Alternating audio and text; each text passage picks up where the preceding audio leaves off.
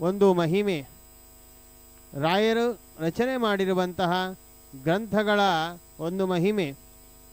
ರಾಯರ ಗ್ರಂಥಗಳನ್ನು ಅಧ್ಯಯನ ಮಾಡುವಂತಹ ವ್ಯಕ್ತಿಗಳ ಒಂದು ದರ್ಶನವನ್ನು ನಾವು ಮಾಡಿಕೊಳ್ಳೋಣ.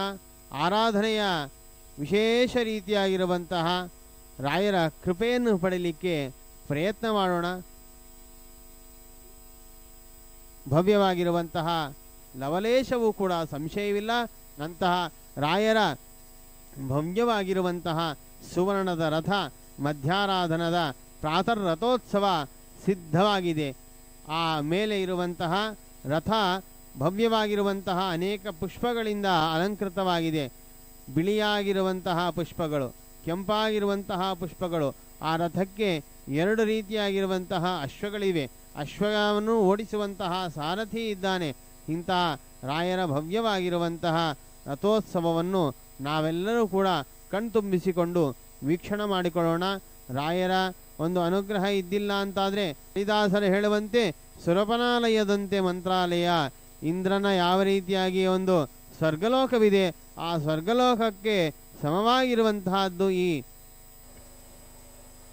ಯುದ್ಧಾರ್ಥೆ ಚಕ್ರವದ್ಯಾನೆ ಶತಾಂಗ ಸ್ಯಂದನೋ ರಥಃ ಸಂಕ್ರೀಡಾರ್ಥೋ ಪುಷ್ಪರಥಃ ದೇವಾರ್ಥಸ್ತು ಮರುದ್ರಥಃ ಎಂದು ಹೇಳಿದಂತೆ ಗುರುರಾಜರ ಇವತ್ತು ಮಧ್ಯಾರಾಧನಾ ಮಹೋತ್ಸವದ ಅಂಗವಾಗಿ ಪೂಜ್ಯ ಪರಮಪೂಜ್ಯ ಶ್ರೀ ಸುಬುಧೇಂದ್ರ ತೀರ್ಥ ಶ್ರೀಪಾದಂಗಳವರ ಘನಾಧ್ಯಕ್ಷತೆಯಲ್ಲಿ ಸುವರ್ಣ ರಥೋತ್ಸವ ಸುಬುಧೇಂದ್ರ ತೀರ್ಥ ಶ್ರೀಪಾದಂಗಳವರು ಲೋಕ ಕಲ್ಯಾಣಾರ್ಥವಾಗಿ ಗುರುರಾಜರಿಗೆ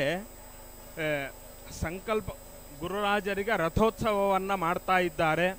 ಲೋಕ ಕಲ್ಯಾಣಾರ್ಥಕ್ಕಾಗಿ ಸಂಕಲ್ಪವನ್ನು ಮಾಡಿ ಎಲ್ಲ ಜನರೂ ಕೂಡ ಈ ನಮ್ಮ ಭಾರತದಲ್ಲಿ ಸರ್ವೇ ಜನ ಸುಖಿನೋ ಭವಂತು ಸರ್ವೇ ಪಶ್ಯಂತು ಭದ್ರಾಣಿ ಎಂಬುದಾಗಿ ಹೇಳಿದಂತೆ ಎಲ್ಲರೂ ಕೂಡ ಮಂಗಳಗಳನ್ನು ಕಾಣಲಿ. ಎಲ್ಲರೂ ಕೂಡ ಈ ಸಂದರ್ಭದಲ್ಲಿ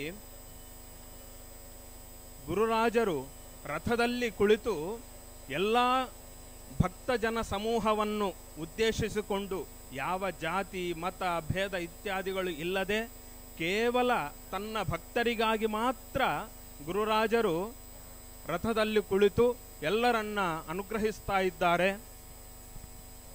ಈ ಎಲ್ಲರಿಗೂ ಮಾಮೂಲಾಗಿ ರಥ ಅನ್ನುವಂತಹದ್ದು ಯುದ್ಧಕ್ಕೆ ಪ್ರತೀಕ. ಯುದ್ಧಕ್ಕೆ ಹೋಗಬೇಕಾದರೆ ರಥದಲ್ಲಿ ಕುಳಿತುಕೊಂಡು ಹೋಗುವಂತಹದ್ದು ಲೋಕರೂಢಿ. ಆದರೆ ಅದು ಎಂಥದ್ದು ರಥ ಅಂತಂದ್ರೆ ಚಕ್ರವದ್ಯಾನೆ, ಚಕ್ರಗಳಿಂದ ಕೂಡಿರ್ತಕ್ಕಂಥದ್ದು ಯುದ್ಧಕ್ಕೆ ಹೊರಡಬೇಕಾದಂತಹ ರಥ. ಶತಾಂಗ ಸ್ಯಂದನೋ